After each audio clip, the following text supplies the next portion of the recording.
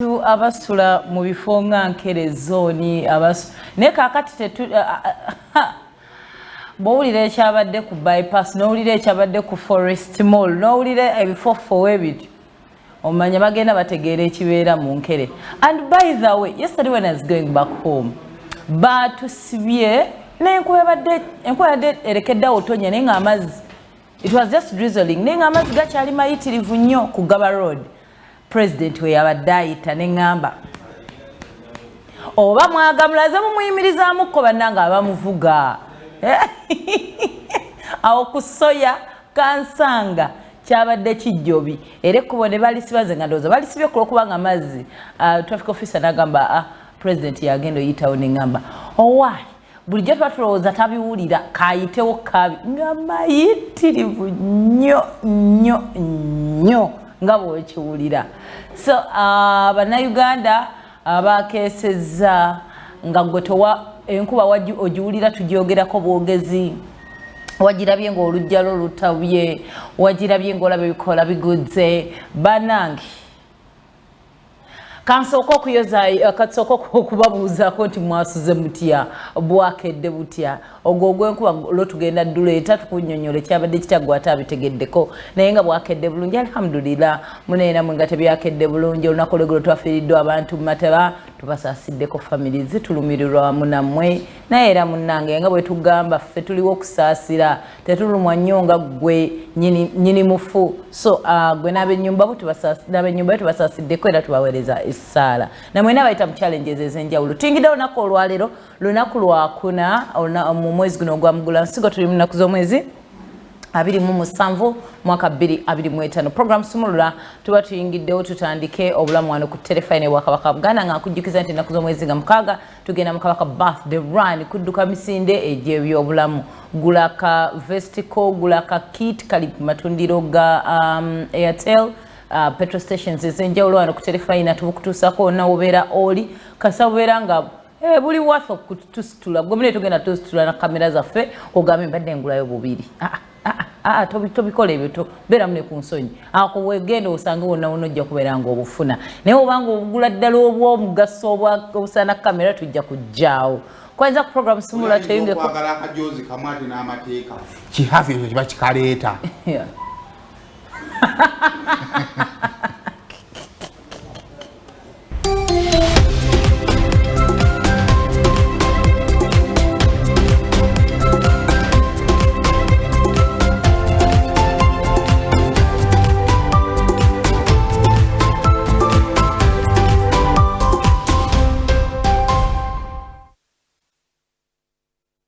Okay, once again tuyingiddewo baddafu abatabula batunda ttaka abasanga nansana ku mastowa be batuka Musimbi awamu ne Victory School of Beauty batwa skills ez'enjawulo mu masomo ag'enjawulo masa tujja kukubuulira biki be bakolako naye so bakubirako ku ssimu ebeeyitawo throughout the show n'obagamba layo ku program Sumulula munnange munnyambye mutya bajja kuba bakubuulira bingi nnyo bye bakolako munnange yamaze n'alayira tajja layira teyali wakulayira tajja layira ati mukalube betubeerako oluvannyuma lw'okufulumizibwa tebajja tusooka tutya oba tajja gendako ku tajja kwewandiisa tebajja muwandiika wamala naye bamuwandiisa tajja gendako ku tajja kawangula n'agendako tajja kawangula n'akawangula tajja layira kati yalayidde tajja mmalako kisanja tajja girinnya kati tuzaawo antu atuuka mu kulayira kwa president abantu batandika okusaba essaala mukama katonda singa oleeta enkuba nga nnyingi n'esula zitenti onzijukiza omwana gwe naye ku TikTok. Some people have like really nice content ku TikTok. So kali kagayi kenalekadde kagamba naye Uganda Cranes wetutuuse kati tukooye ebyammwe byagattiriza musamba omupiira muguwangule wabula nemutandika osabirira singa South Africa bwe tukosamba ne Guinea enkuba etonya nnyingi ne batasamba Uganda Cranes ebeeyitawo tukoye ebintu by'okuyitawo obuyisi singa Algeria ngeri gye bali abawalabu singa bategamu bomu singa ennyonyi omuzira gugwanga muyitirivu nedda musamba omupiira muguwangule. So onako olweggulo kanso Nalukoola nga emubaka omulonde wetwogerera omulayizi kati tokyalina kyomugattako kati mubaka kati mubaka kale omubaka Kansa Nalukoola yalayidde abamukyalade basinga obbanja alayira nze okulayira kwa Nalukoola kwandeetedde ekirowoozo nti essaawa yonna omuntu akyuka essaawa yonna nze gwe mulaba wano nfuukako nalemu okyuka Seymour omubaka w'omu kitundu kyange essaawa yonna afa nga nze ndiwo n'ojja nga gwe bayinawo ate nzize kati abaka yonna gyensudde ate osula wangi bonna beeraliikiridde ate entebe ya sipiika onadda ate sipiika teyamala kufa essaawa yonna omuntu waava essaawa zonna omuntu wafa gobeera ready gwe omwana ali awo omulimu gwo nga tulaba mulimu essaawa yonna oyo gw'otunuddemu afa ate okufa tunakugaana Allah yasalawo essaawa zonna omuntu afa n'otwala mukyala we nga tebakugaye tisaimu wabba n'olonda ekyapa mu mannya go omukwano omugamba twamuziise wansi wa muyembe kakuuto so munnange Kansa Nalukoola amujja kuddawo mwebuuza abamu lwaki teyabadde mu paliamenti nga n'ababaka abalala weebali yalayiriziddwa mu chambers za sipiika wetwogerera wano ababaka bali mu recess naye ate abantu babadde bataddewo kokazito sipiika yababuulira bulungi nnyo I really want my member to work for the people of Kawempe. Naye tannaba kubeera gazetted. Iye. Banankala banange soft and sound. Nze simanyi mugagasa oyogeza no, wulira. Nagamba but when they gazette him, I don't have any problem. Teyalinze. Bamutaddeyo leero enkya namugamba kubamu suuti ye yakawunda. Okwate ne famire yo, omukyala n'omwana ne taata. Speaker nga yakabulala. Nkutidde. Good morning, Madam Speaker. How are you, Nalongo? Fine, Mr. Seymour. Alina mnaba yagala nnyo abaana. Abaana. Munnange bw'atyo Kansa Nalukoola yazze mu chambers munendooza yagambye ate abasooka abagambe nti paalamenti eri mu recess mugumiikirizeemu mutandike batandise. Naye munnange era ne mu kunnyonnyola kwe yatunyonnyola ababaka babadde nga basatu awo abaalayirirako mu chambers omwo so si kipya eri mu mateeka so bw'atyo Kansa Nalukoola yakubye ebirayiro bye ebyokuweereza Kawempe ne Uganda yonna at large naye yasabye nti bwe baba batuuse mu kuteesa bamuweemu ku budde ebbanga ddene nga Kawempe teyogera Kawempe badde teyogera yonna mbaka mu paalamenti abeerayo bannaye abeerayo omize ebigambo byo Seymour abeerayo bakasalemu abeerayo kali live ombaka abeerayo Kawempe yo mmambe kali etayogera yagayo kuba balonda omubaka eyatufaako Honorable Seggirinya Kawempe tekiikiriddwa yeetaagamu ku budde bambi ate nebbanga lyesigazzaayo eddakiika essatu ezo ntono ku myaka ena nga constituency tenyega. Thank you. Ate naye gyasigazzaayo mitono so bw'atyo yasabye ayongeremuko ku budde ddakiika 10 ku 15 Kawempe ewulirwe sigaana naye yadde ngenda okugamba aye kadde asaba 5 naye yeemanyi 15 za Nalukoola gabaana kati atuba tumuwa speech oba bamuwengayo olunaku tuno olunaku lwa Kawempe North ne Bobi Jande sowani emmere mu malanga munene nnyo kyanyumye nalaba mukyala we neŋŋamba abaana abawala abakyala bayita bazira kyanywe Bobi Jande yakiikiridde bafutu soja taata n'akiikirira famire omukyala n'akiikirira amakage asibuta kuba yali n'akiikirira abakulu b'oku kyalo then wano yakiikiridde ekibiina ky'abannamateeka gyava so tumaliriza nga famire ye yonna etikiriddwa kubanga babaka ba parliament baade bayina olukusa okuyingira ekale congratulations kweza ensonga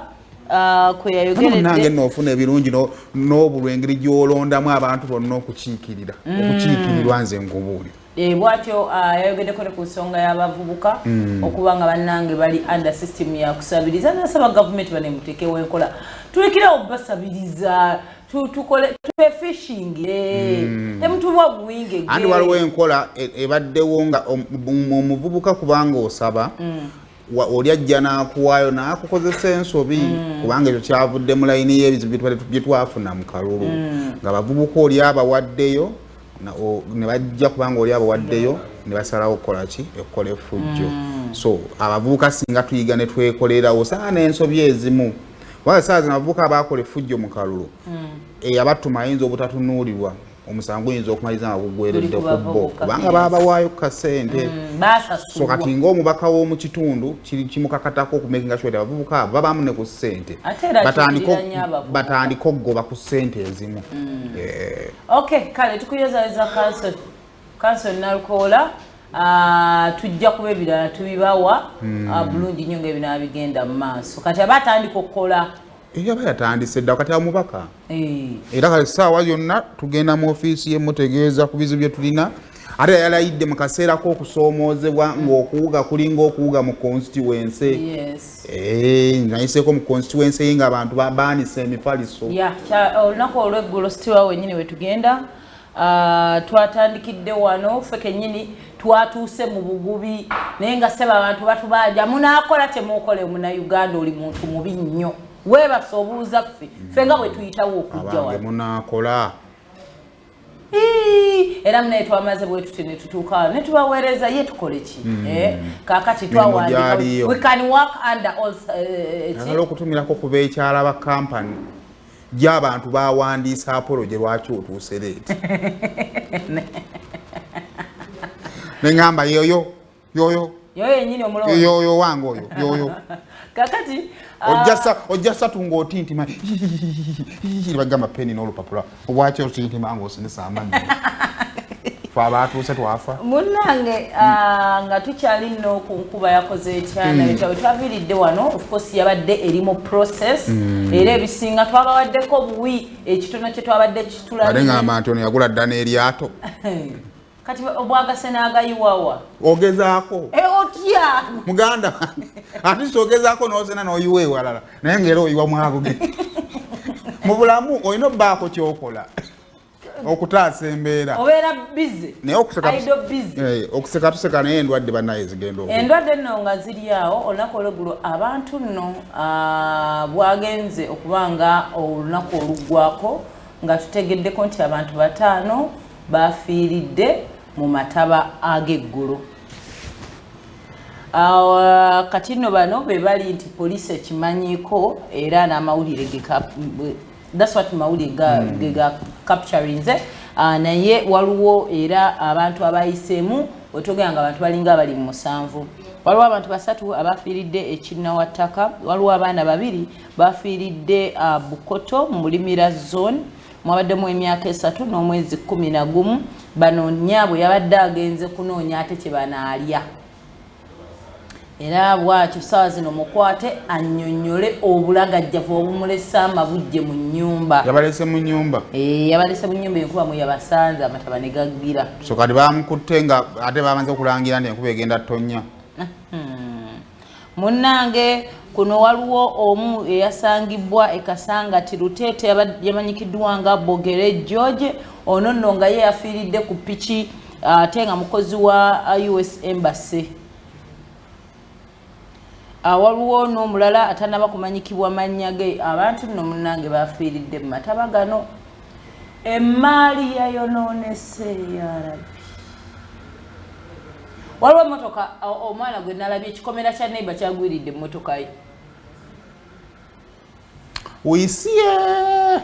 bingi nnyo ebyabadde olunaku olw'eggulo naye era abasinga because bino ebisinga ebizibu ebisinga byabadde mu Kampala wadde nno munenge enkuba yabonye eggwanga naye Kampala fe abasinze okifunamu omuseera era munnange ku bantu abasinga be tulina okubuuza ebibuuzo kwe kuli Kampala State Council mukola ddi bakole ki mwamala wano kasasira amala oyiikira abantu kati ate mwagala tufe mataba munnaye Kampala State Council yeewozezaako bulungi nnyo n'egamba ate ku mirimu gyekoze omusana nga gwako ogogola emyala esaana kwebazibwa ate neyabadde road testing yagala mugikubire mu bugalo bagambye bulijjo enkuba bw'etonnya mu Kampala muno amazzi gano gasobola okuba embeera okumala essaawa eziwerako naye eggulu enkuba olwakedde papa mu dakiika nga 3 amazzi gadde gabulidde ennyumba nga nnungi ki ekyabadde nyawo kakasa nti buli muntu obazi nebagamba enkuba yabuzeewo amakubo gakaze amazzi gonna ne gakkirira ne gaserengeta mu dakiika ago so gasusse bususse bungi era tubibe nebagamba ate bino byonna byonna betulaba ffe bannayuganda kasasiro tuyiwa buli wamu wansa ekyo ekintu kya kasasiro kino tugenda kukikola enkuba olutonya nga tuyiwa kasasiro ompulira bwe batyo ne bagamba bo bakozeeko omulimu gwabwe naye naffe naye ate era kigenda kuddayo seimu machas ekisookera ddala kasasiro oyo omulaba abantu bamuyiwa kubanga tebamanyi wa wakumuyiwa walirabeko tewalabako emboozi era gye twakola divorce yagenda mu ndeebaawo nga bagamba bakuŋŋaanyiza kasasiro ne baganya omukima twalina ebizibu ebyo nga kiteezi tannakola ki tanaafuna ebayiwa kasasiro naye kale ennaku zino kasasiro bamuyiwa mungi kiraga ne gundi ebalina gye bayiwa kasasiro ku lw'emityano kuba lulijjamu yali mungi naye ebinuka bya kasasiro byebisinga mukitegeeza kati kasasiro yafuna solution anti kati gweyogerera gwejjolabira obulamu saawa zino kasasiro tumusasulira nakugambe wange kasasiro tumusasulira emitwalo ebiri anti naye kati omuntu w'omukera talina kyakulya kituufu kasasiro wakusasulira naye n'obunafu tuli baki olere tolina mitwalo ebiri gya kasasiro naye okutte n'ebiveero biyiyeemu amazzi anti kati gwe abantu bonna togenda basomesa as a government semo kino ekintu kiringa ffe tulina internet I can control what I tell people but I can't control what they tell me. It is the government. Don't excuse this government over things they're supposed to do. Excusing the government. Ekinoma kiri kimu tewali wa government yakoze eki yafudde baffe be bakoze eki tugenda tuginenye naye naffe obutono bwe tusobola okukola ki okukola tubukole ki tubukole kituufu gavumenti mugenda kuginenya era kigikatakatako era kyejja okutukola ejja kwogera ekigambo kimu SRRY bigambo kimu 2 3 4 5 6 nga mwabamwe bafudde kasasiro